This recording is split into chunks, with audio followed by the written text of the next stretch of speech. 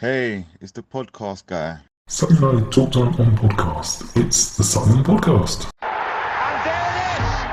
Sutton United at the GM Vauxhall Conference have put out First Division Coventry City, winners of the FA Cup themselves less than 2 years ago. And what a moment to enjoy for the fans of this Surrey side.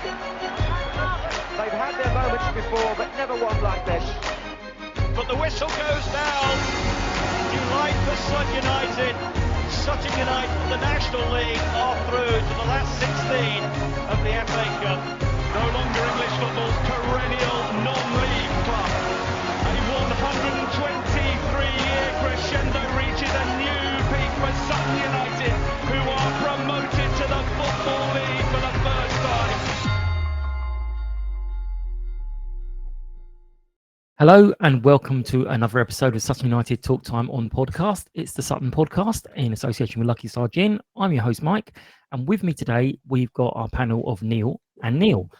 I'm going to feel like I'm back in Catholic Church in Ireland, where every few seconds I'm going to say and Neil. So hope doesn't cause any trauma for everyone else. In this episode we are going to be covering the Ebbsfleet at home game, and we're going to look forward to the under the lights match visit of Yeovil, or Yeovil as their merchandise team called them. Love hearing from you, love all the engagement, love all the conversations. It's been quite fun recently because a lot of people have joined in and given different comments. I've struggled to keep up sometimes, but thank you all very, very much, especially those who do it quite often, and even more especially this week, the Jacksons, who do it quite often, and it's their anniversary. So happy anniversary, guys. So, Neil, how are you? Neil, how are you? I saw you yesterday, but for everyone else, how have you been since last time? Fine, thank you, Mike. As I said, enjoying my football and enjoying life. Excellent. And Neil M, how are you?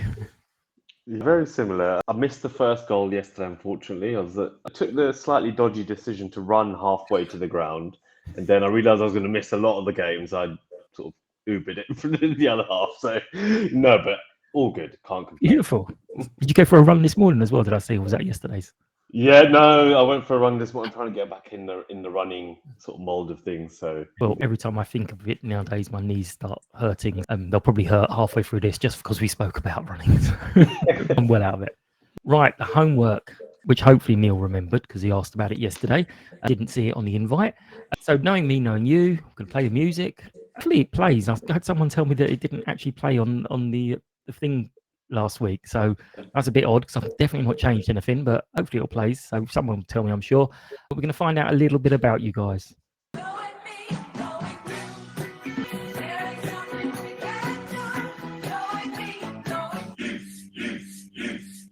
Just realised, must have been hilarious for everyone watching on YouTube last week, where I'm laughing and giggling to myself going, jeez, there was no music to go with it. But Neil M, you two can back me up on this. The invite was sent with this question weeks ago and has nothing to do with current situations or things going on. But if you could ask the club's management one question, what would it be and why? And it's up to you to how you interpret club's management, as whether that's the footballing management or the board level management. So Neil M, what would be your one question and why would it be? oh, you know what? I was thinking about that earlier, but my questions are all terrible. So let me think of one on the spot, if that's all right, Mike. One question. It's what would I say? Well, my bugbear from, I think I mentioned it last time, and it's a very small point, and I don't think it's a Sutton United management issue. Actually, is the range of food in the sort of the outlets. But I know that's not a management problem. But I have to say that I was impressed with the cocktail bar. I didn't have one. I didn't have one myself, but I was impressed. I'm going to try one next time. So big thumbs up to new fan zones. It's not a question, but it's actually a point to the management saying, I like the new fan zone. Big pat on the back for the reorganisation of that. And it's just a nicer place to hang out before and in between the games. So not a question, but really a job well done. Excellent. On that point, at least. I'm sure they'll be pleased to hear that, actually, because that's one of the points we're going to talk about later. Neil, what one question would you like to ask or praise, whatever you want to interpret as, to the club management again? Can I have two? Can I have a football one on, one off the Go on then. So the one on the field would be is why do we never leave a forward up when we're defending a corner? Because that would tie some more of the opposition up, and then we might get a goal from a breakaway. I'm not the only one who's said that, but No, you're not the only one, and it's not a new question that's been asked I know many times. and we've never had an answer. And the general management thing was, it's a lot of the discussion amongst us on the terraces and on the forums, all that sort of thing. It seems to be that the new professional club seems to be going out of its way, whether it's deliberately or accidentally, to upset a lot of the people who volunteered over the years at the club. So I think that is an administrative own goal, and you're not likely to keep all the fan base on side if this keeps happening. So we don't know the reasoning, and we're only getting one side of the story, but that would be my question to the management behind the scenes. My tiny comeback on that is I don't think we're getting even one side of the story. I think we're hearing the story from people who aren't involved, who've made assumptions of what's happened. But no, fair dues. I'm sure other people will have other questions, so fire in. I'm not going to say I'm going to answer them, but fire in, and who knows who will see it up. Club news: ladies' side just 20 minutes ago just lost on penalties. I never liked the FA Cup anyway, but they lost 5-4. Apparently, all cracking penalties, but their keeper managed to get fingertips to one of the penalties, tipped it onto the bar, which was enough. Yeah, on the league. Come on. There was yesterday, Neil, I know you were there. I don't know where you were. There was a bit of a medical emergency, which is always something you never want to see happening. First of all, it was a gentleman called Paul who seems like he's okay. He's at home. He's had tests, but he's got more tests due. But he left standing, and I've been told by someone who knows him that he's at home recovering, so he should be fine. But what was amazing, first of all, is that TARDIS Terrace, within 2 or 3 people deep, we had 5 people responding to him. We had a school teacher / scout leader who's trained first aid. We had a school nurse. We had Claire, the defib lady. We had a lifeguard and a doctor, all within seconds. And the medical team got over really, really quickly.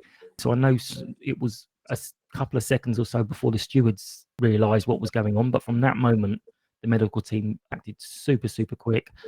The bad was we did concede a goal as the bloke was getting some treatment, and some people decided it was appropriate to vent how angry they were with some swearing and shouting, which obviously it happens, but when someone sort of pointed out there was someone laying there trying to recover, they decided to take the approach of I don't care, and started giving grief to the person saying it. So come on, that could be any of us back there. You know, you and I had it with Josh, obviously not the same thing, but it can literally happen to anyone. But amazing that we had so many people as fans just standing in that one area, and luckily it wasn't as bad as it could have been. There were lots of questions before the game about the Amber 100 initiative. Lots of people's nose put out of joint by various different parts of it. One of them was the bulk buying of seats for the family stand. Again, I'll come on to later, but it was very, very odd because we've only had it a few games, so I don't see how anyone can be that attached to it to be really upset. The fact that people didn't turn up for the seats that were bought for them is a whole different thing. I think, Neil, you and I were talking, saying if they're sold, they're sold. It doesn't actually matter to us whether people are there or not. They're sold. It's just the visual. And there were some comments of the D-list celebrities and non-entities. Come on, these people are going to spread the word, hopefully. The idea is they do this kind of stuff. And then there was the outrage over the cocktail bar that Neil mentioned. Sorry to interrupt. Go on, carry on. No, I just saw the outrage mostly on the fan forums, and I just thought it was a bit unfair. If it was taking away from something that was there, moving something and putting that in, which wasn't there, then yeah, fair enough. Yes, you've got to keep an open mind. Try it. If it doesn't work, it doesn't work. Well, this was one of my points. Was we had an ice cream van not that long ago, and you can't get any alcohol from an ice cream van. So and so some people, abomination was what one person called it, which I obviously couldn't have, and they were worried that it's going to affect us in some way of putting on a football match. And I was like, no, it's not. But like you said, keep an open mind. And to be fair, a cocktail is basically whiskey, coke, and ice. That's technically an cocktail because it's got 3 ingredients, and it was more of a spirit bar than a cocktail bar. I think they tried to be, if anything, they tried to be over glamorous. Is probably what they tried to do. I didn't see too many umbrellas in the glasses. It wasn't, and it was a lot of pre-mixed stuff. I think I've put to say later. I think the selection will get bigger, and actually, the complaint from people about the cocktail bar was actually it wasn't that much, which then shows that people do want it and they want more of it. But it didn't affect me getting a drink before the match or after the match or half time. So I don't care. Right, let's go to the match. Who got that lineup? None of you. Who even heard of Junior before the game? I had, but it was Tyler was suspended, I think someone said, and Jacko was injured, and Edwin, who we got from Norwich, I'm not really sure. Ipswich, sorry, not Norwich. They're all related anyway. But I don't know what's happened to him since. But what were you thinking? What were your thoughts, Neil, M, before the game? What were your expectations from the match and the lineup when you saw it? I was pretty positive. Lineup aside, I didn't know who Junior Eccleston was before the game, but I thought if we're going to bring someone fresh in, it's probably the right sort of game to do it. I know it's early days, but I think Ebbsfleet were, or they probably still are, sort of low down or bottom. So it's probably the right time to sort of blood sort of a new player, and especially the back of last weekend's win. I was expecting a good result. Basically, it was a lot closer than I thought it was going to be, if I'm honest. But I didn't put a prediction down on the link you sent, unfortunately, because of my running escapades. But I think if I would have put 3-1 or something along those lines. Actually, the most popular scoreline. So, Nilo, what did you think? What were you expecting before the game, and think of the lineup? So, I thought that if Jacko was fit, then we'd only got 4 defenders, so it was easy and obvious how to pick them. Or possibly he might go for a back 3. Or obviously Junior Eccleston did play quite a lot of minutes in the pre-season and it acquitted himself quite well. I think Steve's tactic of actually playing the academy players and giving them a lot of minutes helped because he didn't look out of place yesterday. He held his own. He kept Will Randall quiet. So essentially, you could have imagined he could have had quite a torrid time. I think, as Steve said, he took him off really because he picked up a yellow card, which meant he was a bit vulnerable. So the chance of him getting another yellow could have been high. And the last thing he wanted to go down to 10. And then he did revert to the back 3. So I think I got the other 10. Oh, well done, you. I think Paul. I haven't looked at Paul's photos yet, but I think he did mention that he got a brilliant picture of Junior wiping out their bloke for the yellow. It was a really good one. So, but yeah, quite right. He did keep Will quiet, which again I've got something to say on there. But he had the new manager, obviously, as that young chap had pointed out. They got a new manager, and we were facing Will. Were you expecting him to haunt us, either of you? I was expecting him to cut inside, normally does, and put one rifle one in somewhere. But were you guys expecting the same, or did you feel he's been out a while and it's going to take him some time? We've been already tormented by a former player by Dion a couple of weeks, so I thought it would be typical. Unfortunately, this is Dion's shirt I'm wearing. Sorry, folks, but it just seems typical that our ex-players, on the whole, generally have quite good games against us. So I thought it was typical. Certainly Jenny was expecting him to score or do something, so she was prepared to take him off her WhatsApp. And Neil, yourself, what do you think? Were you expecting big things from him?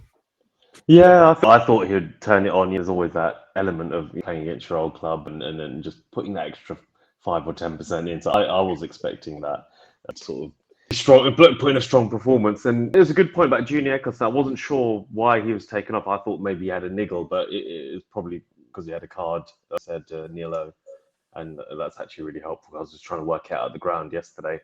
But yeah, hopefully we see a bit more of him, because I thought he didn't do badly at all in the first half, but he did when he did play. I also like Steve's reference to turnaround. It's the kind of thing I used to always say. Well, we were winning 1-0 when he came off. We had a clean sheet and we were winning 1-0. Exactly. I used to literally do that whenever I played 5-a-side. I'd play on for 2 minutes, we'd score, and I'd go, right, I'm off now. That's it. That's me done. Or only come on for the last couple. So we started very well. Was it 6-7 minutes before the first goal? How were you feeling? Neil M, we'll start with you. How were you feeling? You missed the first goal. So when you came in, you saw we were 1-0 up. I heard the cheers as I came into the steward said to me, "Oh, we've scored." I was like, gathered. So no, and I thought it's always slightly dangerous to think this, but I thought, 1-0 up so soon, and in my mind I was thinking 3-1, 4-1. So I was like, this could be a high-scoring afternoon. So I was feeling even more positive at that point, and then we'll move on to the second half where it all turned around, and I was like, bloody hell, it's all going wrong again. So yeah, it was good. And when I saw the goals and the highlights, it was a very clean finish. It was a really impressive goal, and there was a lot of generally, from what I saw, good sweeping sort of diagonal passes that we put together from the midfield, which were generally impressive throughout the game. And we'll come on to it, but I thought it was one of our strongest sort of features yesterday.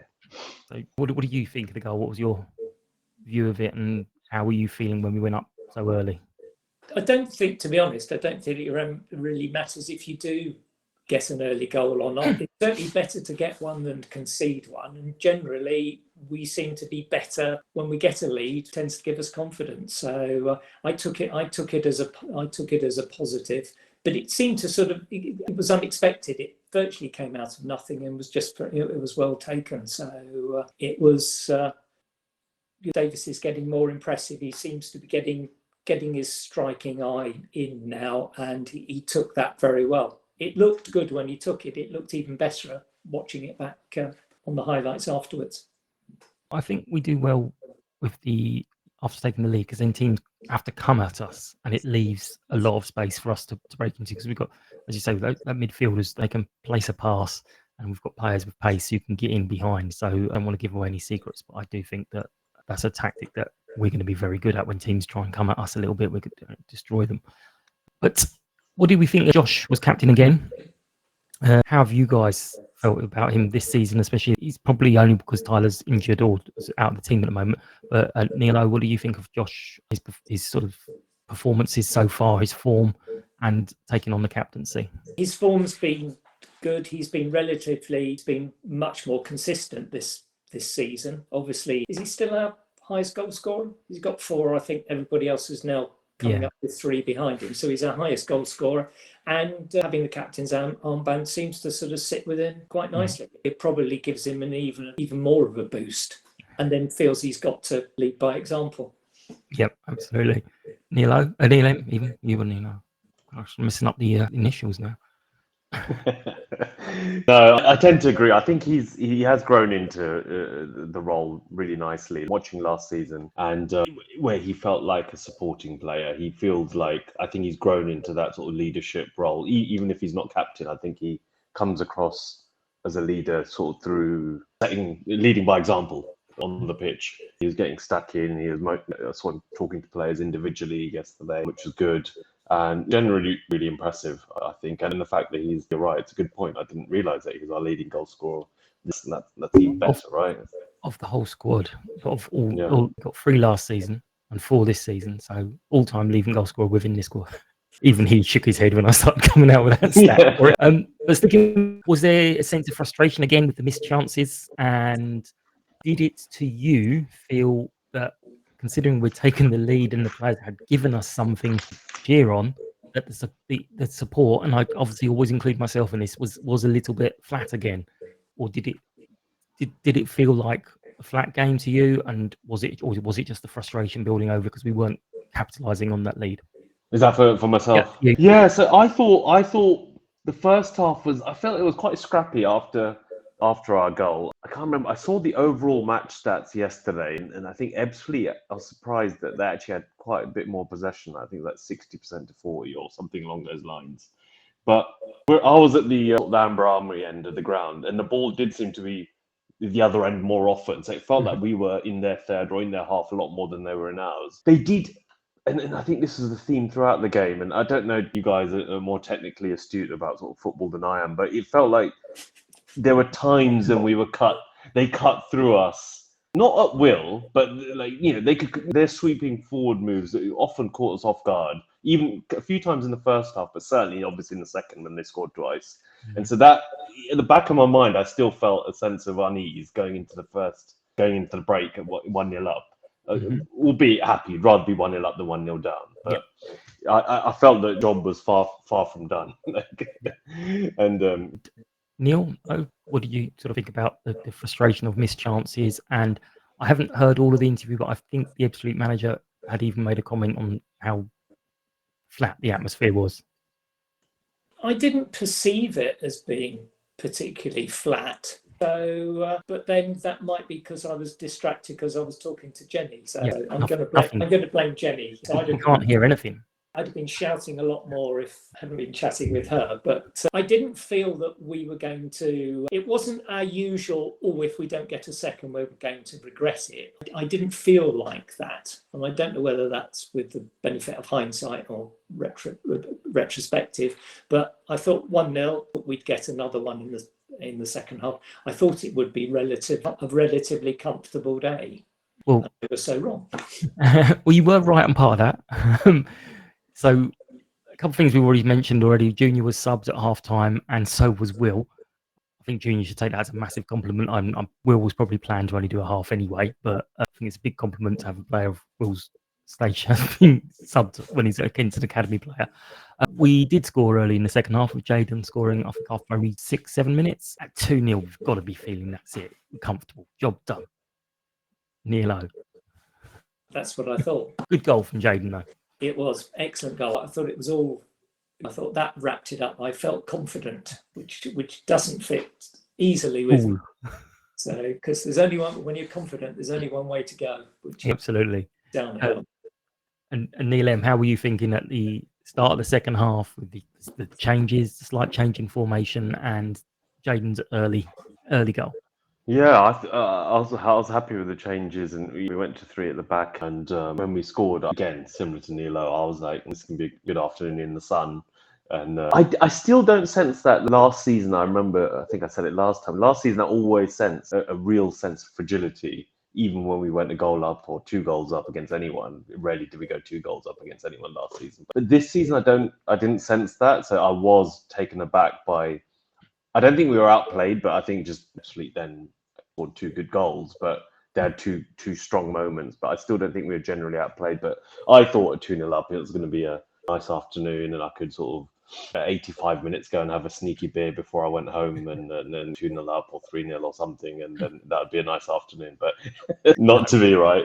They do. That is one of the things that people always say. 2-0 is a dangerous scoreline, and it's because the other team have nothing to lose at that point. I feel they can just, well, we've lost here, we might as well go for it. And then they start building momentum. So there was like a 13-minute period where they had momentum and they did score 2 good goals. I was obviously distracted at this point.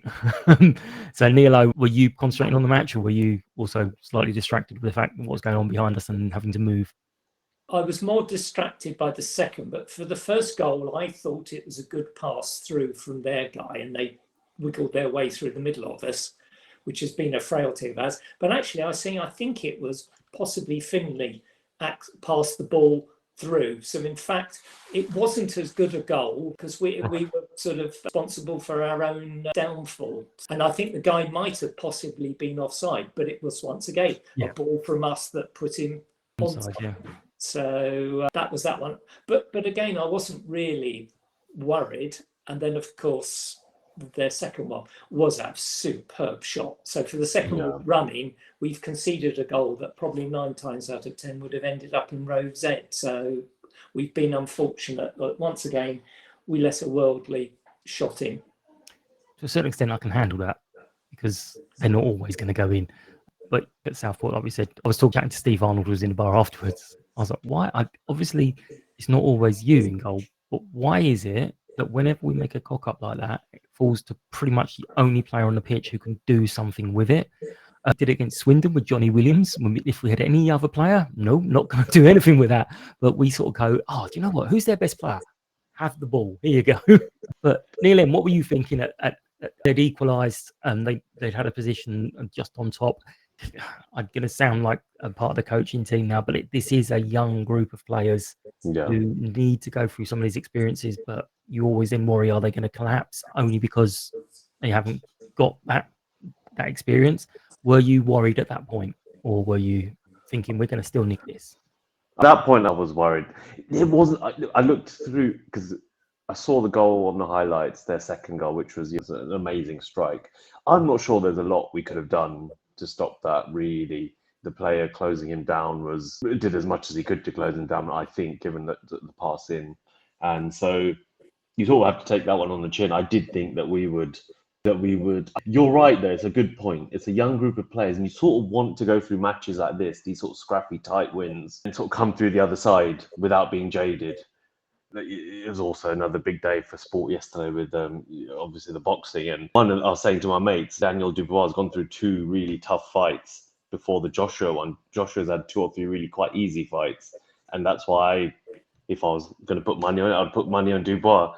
Without gloating too much, we saw what happened. And I think similarly, we need to go through some scrappy, tough wins like that to build a bit of character and resilience as well, mental resilience, more than actual physical resilience. And it was tough. It was a hot day. Like I could see the players they were feeling it, and maybe that even explains some of the substitutions. I think it's 60 odd minutes in, there were a few substitutions from our side.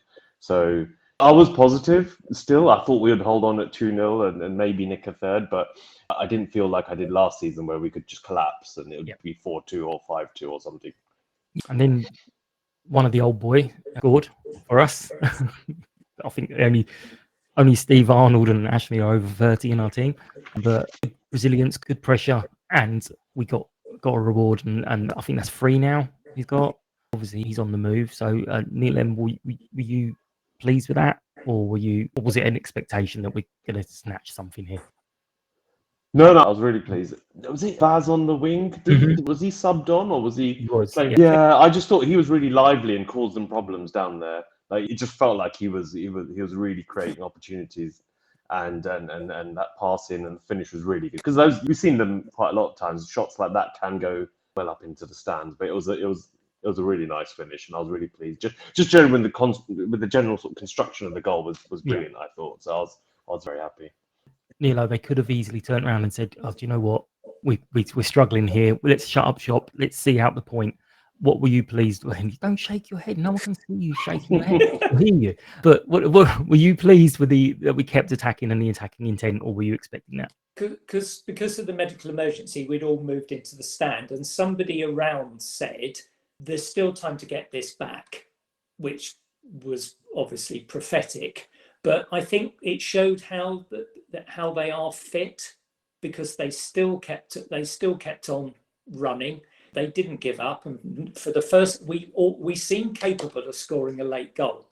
Whereas last season it was always the opposition that were capable of scoring the late goal, and we always got a bit desperate. We still carried on playing football, and the goal that Ashley and Addison got was in fact exactly the same as the goal he got last week at Southend. That ball coming in from the left, and the late run in unmarked, and he puts it away. So that's got 2 carbon copy goals back to back. And Arsene Wenger used to say the phrase "fox in the box." Yeah, that's what we want. But looking back at the highlights, he had 2 other very good chances. He is looking more and more dangerous. Mm-hmm. He's playing out wide or whether he's playing down the middle, he's a real handful. And he has the potential, I think, to get a lot of goals. And his partnership with Will Davis he's got a workhorse there that is doing a lot of the grunt work for him. And the 2 of them seem to be building a relationship. So I hope we've always got 2 up front. I think the way Steve's going, I'm not sure. I do question sometimes when Ashley starts out wide. I'm like, okay, I don't know these things, but why are we not starting him up front with the 2 up front? But I think he likes to kind of how the game goes and have Ashley on there just to be able to have the freedom of changing it so quickly. So I don't know if it will go straight to the 4-4-2. He has said in his interviews a couple of times that things changed for the better when we went to 4-4-2. And I was like, there's a clue. Maybe we want to do that. But One other thing for the match, Louis John came on. Lewis, God's sake, he's left us. He was with us for all those years, and I still say it wrong. Lewis came on, and he got a very good reception. You pleased on that? Yeah, I clapped him when he came on. Yeah, got a great reception. This farming in red as he did in yellow. Yeah, as he didn't look, those don't look good in red any as we know going back to the 125th game. So yeah, it doesn't suit him. No. What you're saying about the terrifying and the warm day?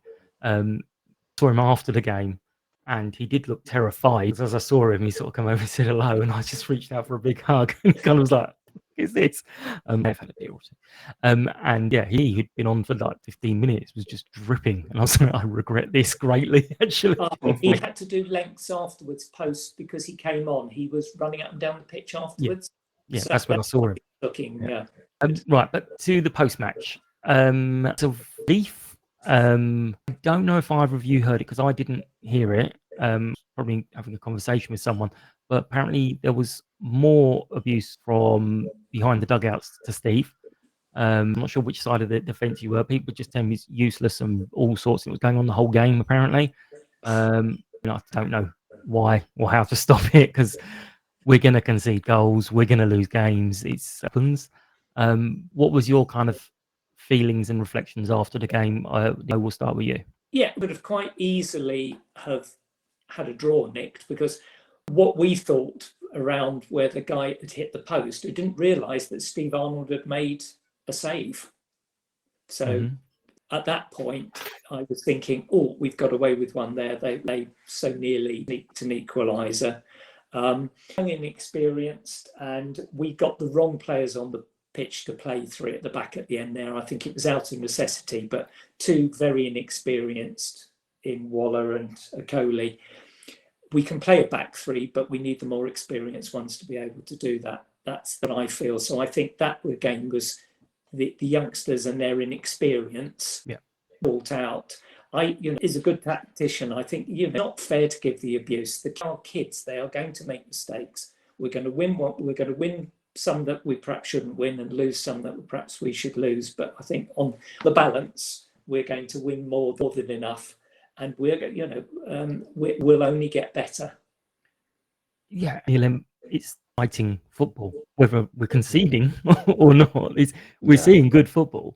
What were your thoughts and reflections, and did you hear any of the stuff behind? Yeah, no, it's interesting you mentioned. I didn't hear any of the sort of dugout, Steve, and I agree with that sort of abuse generally at all. You understand it sometimes, but I wouldn't agree with that type of abuse. But I think on that, I think some fans are maybe just getting used to he's a very different personality to our previous managers. Even myself, even though I've not been a long-term supporter, he's I'm supported like many others. He's very different personality, let's put it that way. Not necessarily sort of polished in that sort of jovial, media-friendly way that some others are. So that maybe rather than that combined with sort of team building themselves, you say that they're going to lose games. It's inevitable. Sometimes it will happen, and it's just one of those things. I think that combined with bedding in of Steve's management style meant that he probably gets some unfair abuse, I think, in my opinion. And I didn't hear it myself. Generally, I was very pleased. The win's a win. Part of me always, and I don't know if this is a part of me always feels always slightly sorry for the bottom place team losing, early days in the league. But I remember us losing when we were bottom of the league and we'd lose a tight game, and it's just like, it's just so deflating. I think felt a bit for the Ebbsfleet team because they played well, and they could easily have got the draw there and take the win. And I think it's great for our team because it's going to build that resilience for later on back into the season. Well, obviously, for the newer fans, especially people like the brilliant Finn the other day, but history in the Conference South, they were well ahead, and they had themselves on holiday to Las Vegas for the dates of the playoff match as a award. Really, Christmas time. I think it might have been Christmas time, but it was that kind of early. It was January time, February. And anyway, obviously none ever remembers, but players talk, and some of our players had found out that their players had these holidays booked that far in advance, and we clawed back. I think it was I want to say 26. I think no, it was 26 games unbeaten, but it was a hefty hefty points thing. We're 15 or 16 points ahead of us. Yeah, but it was 26 games unbeaten, and we drew them back, and we had them at our place one day, and I think it was 2-0 or something, which bust off and started their slippery slide down the table. So yeah, not sympathise with Ebbsfleet in general. Oh, It was a long time ago. I should probably just let it go now, but hey. About the comments from the dugout. So it may have been over egged with abuse. It may have just been people just ranting who just don't like the different style.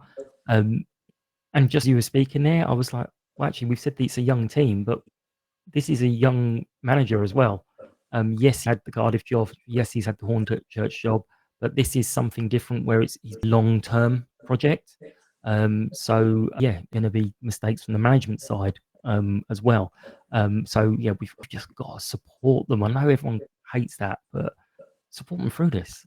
And on that as well, similar, I was approached by someone who said that they were hoping I was going to lead the protest against the new owner.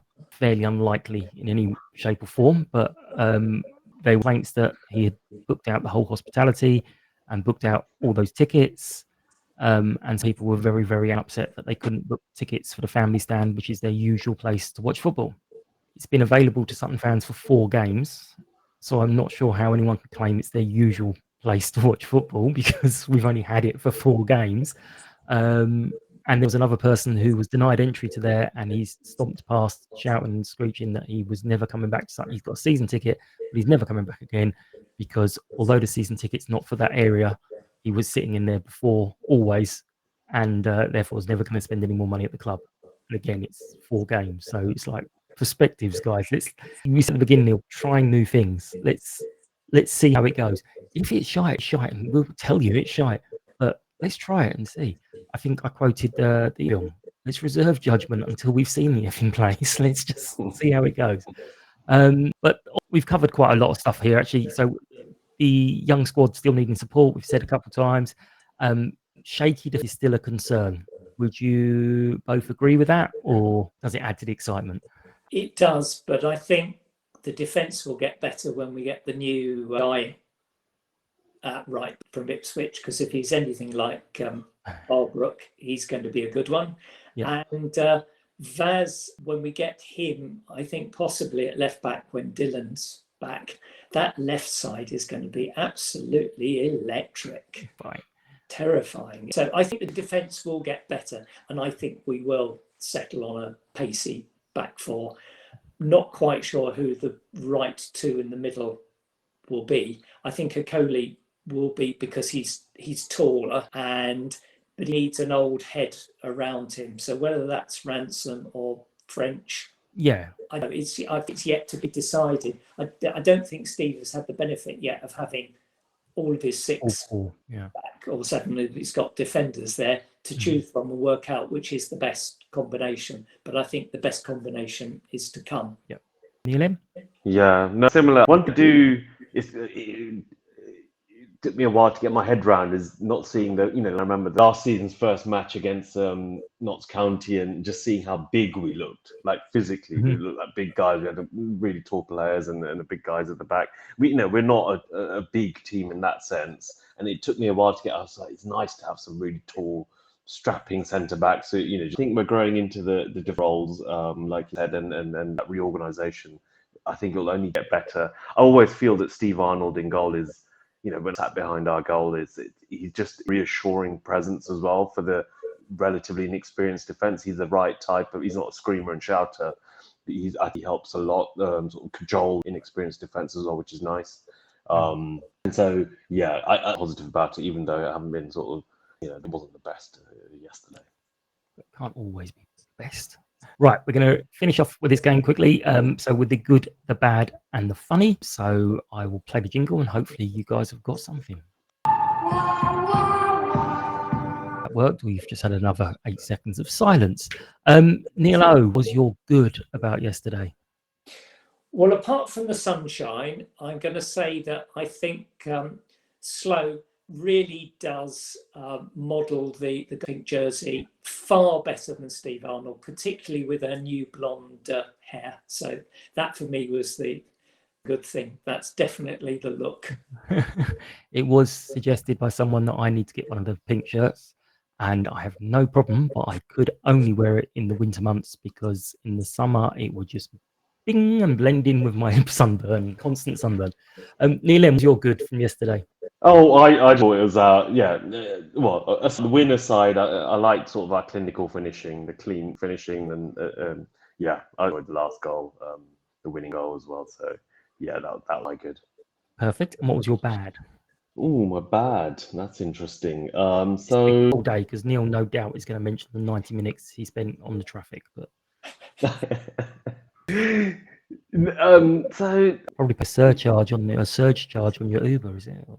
yeah, probably, I mean, say it's bad, but it was a bit. Yeah, I was surprised that this is not to me necessarily critical of but it's given the round. The Army initiative, the Amber 100, initiative, and then the family stand didn't look packed to me. And I get it, tickets don't turn up, but it would have been nice to fill it out on a sunny day on a Saturday afternoon. So it wasn't bad, but it wasn't. It was a bit disappointing, I thought. I know the crowd was in the week before, so it was 3,120 odd, which is 300-400 up on the previous home game, which was nice. But it would have been nice to see a few more. Exactly. Yeah. I mean, it's those things. I mean. So yeah, people didn't turn up. Neil, was your bad? Well, about Steve Salis, it was that really was, he said he was being passionate and all that sort of thing, and people swear and all that sort of thing. But it was the fact that after he was sort of calmed down by the stewards, then his behaviour just really was out of order. And I would say how bad the job of the steward is, really. They get nothing but grief. And I thought they really sort of but they got a lot of grief that really was unnecessary, and that was a bad thing. It reflected the behaviour of one person reflected badly on us, the fans overall. That's what I felt. Yeah, I mean, it's difficult when anyone kind of challenges you, because you always want to say, no, I'm wrong, and I'm probably the worst people in the world for it. But sometimes you just got to stop and think of. Well, if 10 people are telling me I've done something wrong here, then I might need to have a little think about how I'm coming across. But yeah, that wasn't. And I believe while I was talking to one person on that, there was a second incident. And again, hearsay, but I'm hearing this secondhand, so I didn't hear it. But the apparently had told Claire Parish, who was the station, that they saying, well, look, we're checking over there because this guy could have had a heart attack. My dad died of a heart attack. I don't care about your dad. I was like, okay. So yeah, that accident was just, I've used the word shameful, so hopefully it reflects. But it seems stupid to do this now after saying that. What was your funny about the day? It really, looking at some of the and the celebrities on there, the number taking the selfies during the game, and I'm sure that some of them knew which side they were meant to be supporting. They were wearing yellow, but I'm quite sure that it actually sort of registered with them. But I just thought that I was people watching.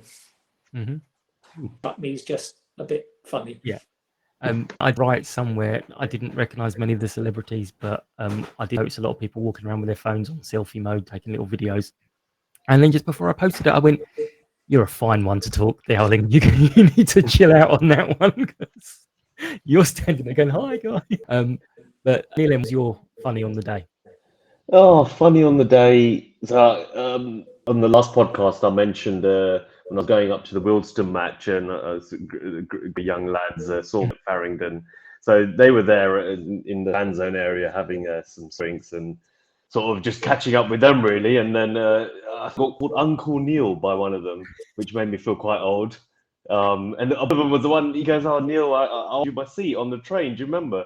I was like, you don't need to offer me a seat. I'm not.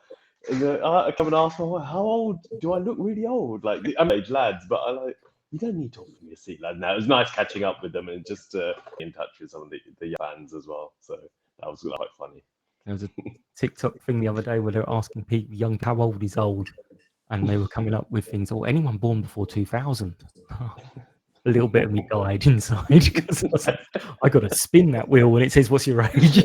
So, yeah, just all arms, legs. Don't talk to them. They're lovely. I love all the kids. But hey, right, we'll quickly go on to the 3Q preview. I can't even say it still. So I catched up with a Yeovil fan prior to these round of matches because we wanted to make sure we got it in time to do the match by approach. It was in yesterday, so if you read the program, you've seen some of this already, or you heard it. But here it is. There's a little button you've got to tick to take it off mute for yourselves, but I think you've both done it before anyway. So here's. Oh, and now we're back to the 3Q preview. Heads up, we are recording this before the weekend's rounds of matches. So if we don't mention anything that's significantly happened over the weekend, that's why. But Dave very kindly brought forward so we could make sure we feature in the match day program for both interviews. We're going to get insights of the coming up match against, well, is it Yeovil or Yeovil? Depending on the merchandise you buy from the shop, I guess. And Dave is a co-host of the Glovers Cast podcast, and we're going to find out what he's got to say. So thanks a lot, Dave, for joining us. Tell us a little bit about yourself and your history with Yeovil and about the podcast, how you got started there. I think what you meant to say was merchandise, didn't you? Merchandise, yeah. So the eyes were the problem. Yes, very much for having us. So I am 1/3 of the Glovers Cast, which is a twice weekly podcast around all things Yeovil Town. I know there's a bit of a thriving scene of podcast across non-league, so we are one of many, which we're pleased to be. So yeah, we've been going since our founder Ian set it up back in the just before COVID, or around when COVID was becoming a thing. So we've been going for a few years now. Why on earth anybody thought it was a good idea to set up a podcast in the middle of COVID, anyone knows. But we've developed it now into a website as well, which carries some match reports and all those other good things that non-football fans like to do. So yeah, I'm 1/3 of that. I'm a daughter of more years than I care to imagine. I can actually remember as a relatively young man coming to Gander Green Lane in 1997. So that was my first experience. I've been a couple of times since, and it's changed a bit since then, I have to say. But yeah, always a ground I remembered because it's a brilliant name.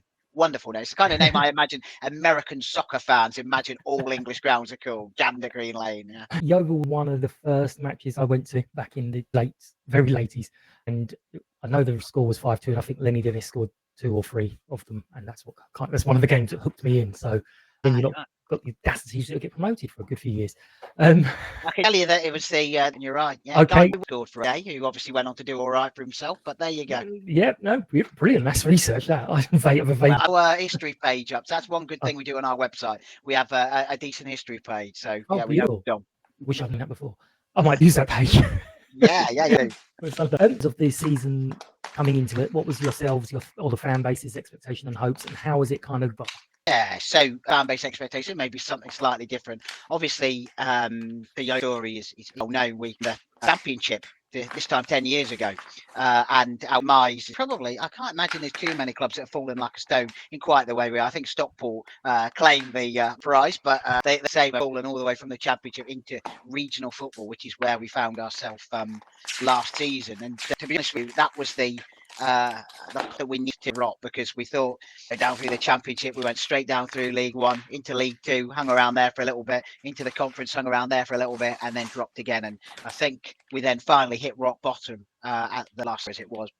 So we're back, won the now by 11 points, which was a great season. Yeah, everybody enjoys seasons when you're winning every week, or most weeks, I should say, not every week.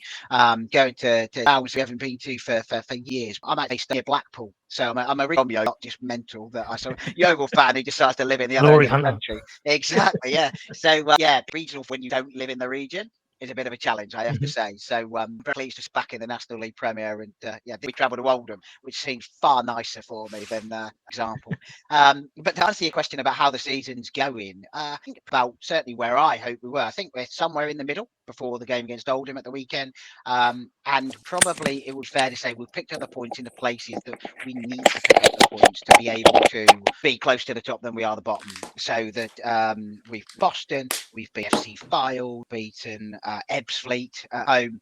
All the kind of places that you would be expecting to pick up points. The places we haven't picked up points are maybe against the teams that are a bit more established at this level. Hartlepool, we lost first day of the season to them, or Braintree, that's the other win we've got, who came up with us from level. Yeah, Hartlepool, excellent, for Rochdale. Those kind of teams that you would think actually they're probably going to be mixing it nearer the top than the bottom. Then there's a few in there, like with Altrincham last weekend, 0-0 at home. That was probably a game where it's a bit of a toss of a coin. They've had a few changes in there as to what they are in the playoffs fairly consistently in recent seasons. So you'd think they're pretty decent side, but lost some decent players in the summer, so they're a bit of a prospect. Still great football inside, I have to say. But so a goalless draw against them, we're probably about even so far. I always said if we are bang mid-table or not trouble in the top, not trouble in the bottom, I am quite all right with that. After 10 years of misery, dropping like a stone through the leagues, I'm quite happy with boring.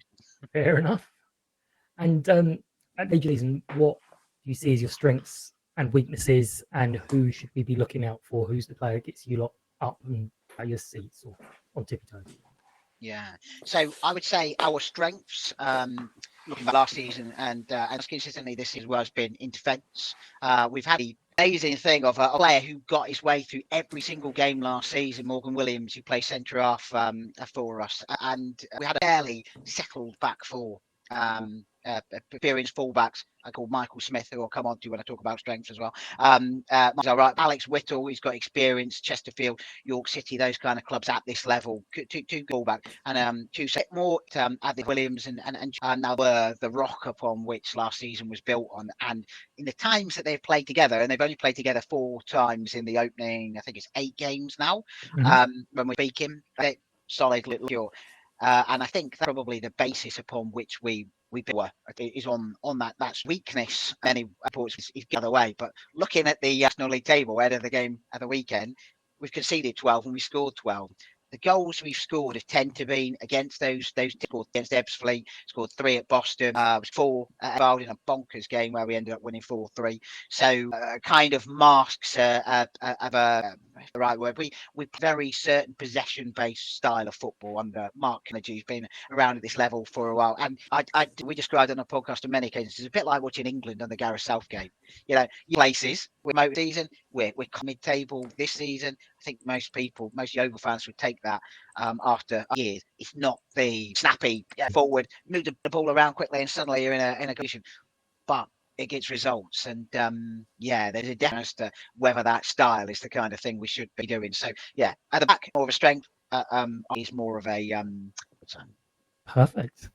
And my name, we expecting. I mean, it depends on you guys see Sutton as whether you think we're one of the ones that should be up there or mid tables. How do you see it panning out? Is it going to be open or a bit of a tight and cagey affair? Because we may well be very good at attacking at the moment. We're not putting chances away, but we're very, very quick. Defence has been cagey, although they were brilliant against Southend. Yeah, so I say I'm not particularly au fait with Sutton's style of play, because I remember about a couple of years ago when I remember you had some excellent players forward. So I'm a bit unsighted as to that, but I would say that it may be a bit attritional, shall we say. I don't think there's too many games this season where you would have said they're wonderful, flowing, open football. The possession style in which we play does tend to that. The one exception is that game I mentioned against AFC File when we had some both of us are arse missing and we had to sort of throw together the defence. And like I say, it was a bit like, if anyone remembers Kevin Keegan's Newcastle in the late 1990s, they were like, right, we'll score more than you do. And fortunately, we scored 1 more than they did that day. But it was a bit of a bonkers game where we were 2-0 down, 3-3 all, and then 1-4-3. So you don't have too many of them for the heart rate. Great for the neutrals, they say. Yeah, exactly. Not so great for those who've got a bit of something in the game anyway. But the pessimists amongst us will follow our clubs. 4-0 up and you're still like, this is even one more. Exactly, yeah. But what's the about how we see Sutton? I mean, last start of the season, I've said Sutton are probably in a similar position to where we were when we came out of the Football League, that we were quite a number of players. I'm not sure that's the case with Sutton, but we'd fallen and then say that drop it back into non-league. So I think a lot of teams come down from the Football League and you always get the bookies who say, oh yeah, Sutton, sorry, they came down, they must be the ones who go back. But it's a lot more difficult. I mean, many teams come out of the league and gone straight back up again. Whereas I also don't know many teams that have gone out of non-league football into the Football League and then not stuck there. And you look at and the Wrexham are a bit of an anomaly, aren't they? But you look at the likes of Stockport, Notts County, even putting themselves relatively well. So it's the adage of it's the 4th division, isn't it? But we should be anyway. We came down quickest. That's a nice badge to have. So we were up there for 3 years and then came down. So, but not. We don't exactly know. We spent our lives as non-league, so we know it's fine. And we're favourites, and at the time they were doing that, I think we had 3 players. So we got 3 players from last year, and they're all brand new. So it should be interesting. But what is the headline for your prediction of a score. This is the one that goes in the program that everyone sees. So, So this is the one I've got to be really careful about what I say, haven't I? Yeah. Well, I'll be honest with you, I'll have 1-1 draw. I make a point away at Sutton at the point of the season. I think they're one of those teams that, we aren't quite whether they're going to be close to the top or the bottom. So probably say we're expecting them to be mixing it in mid-table with us. But I could see us conceding, but I could also see us scoring as well. So yeah, I would take a 1-1 draw, and I don't think that's an unrealistic prediction. Perfect. Well, thank you very much, Dave. And if anyone wants to listen, I'm sure the Glovers Cast podcast would love to hear you, or for you to hear them even. You don't talk to them. But thank you very much. Welcome. And good luck for most of the season. Take care. Absolutely. Right. So it puts us on mute. But Neil O had to go off and make himself a cup of tea or something because he couldn't hear me of it. But luckily, he did say that he's ready in the program. Which is a shame because that means I've got one less listener for this week. But Neil M, we'll start with you. What do you got here to say, and any surprises there, and you kind of agree generally? Sorry, Neil M, I said. Oh, was that to me? Sorry, Mike. Yeah. No, look, he sounded fairness and Yeovil, I think he was us as well. I think that he said they're sort of solid at the back and probably not happy going forward. It feels like we're the other way around. I tend to agree. If I was my prediction, was it on Tuesday night the game?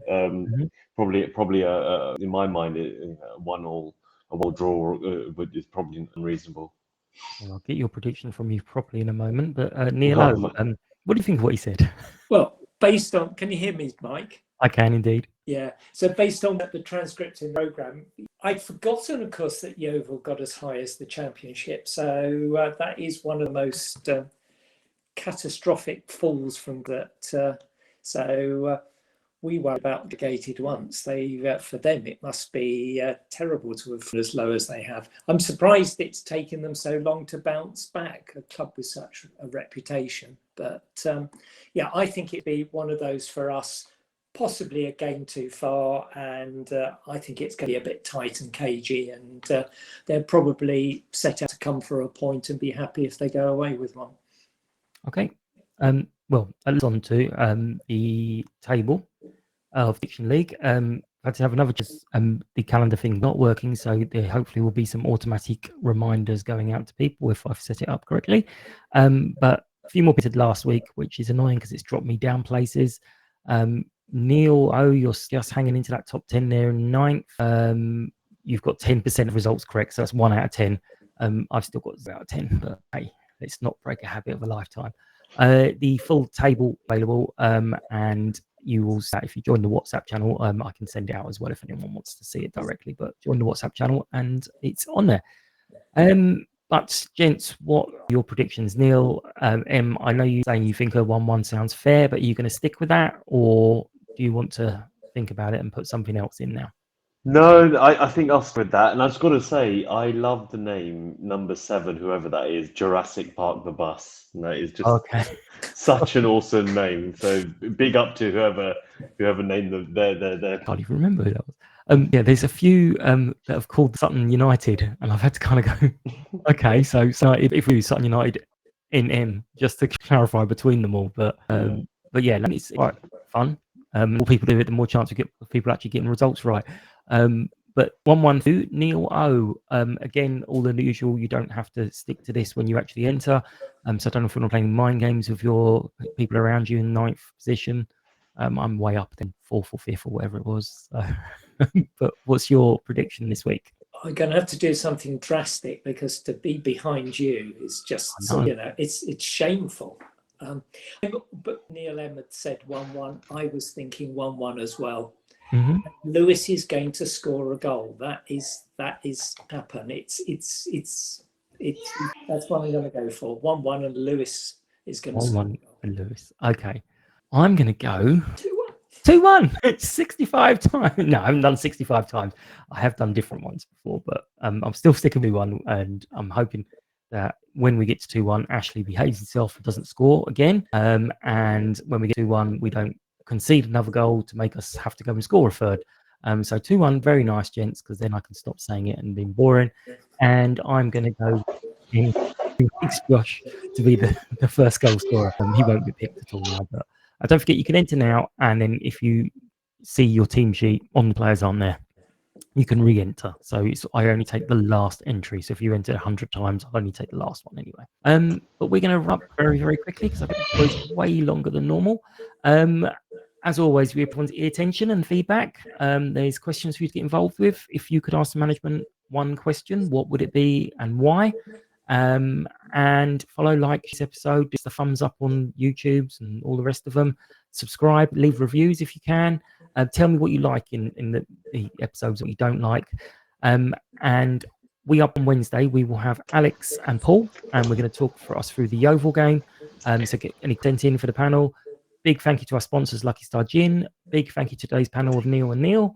And thank you to listeners. We hope you enjoyed this episode of Sutton Podcast. Take care, and we'll catch up soon. Bye-bye. United! United! United!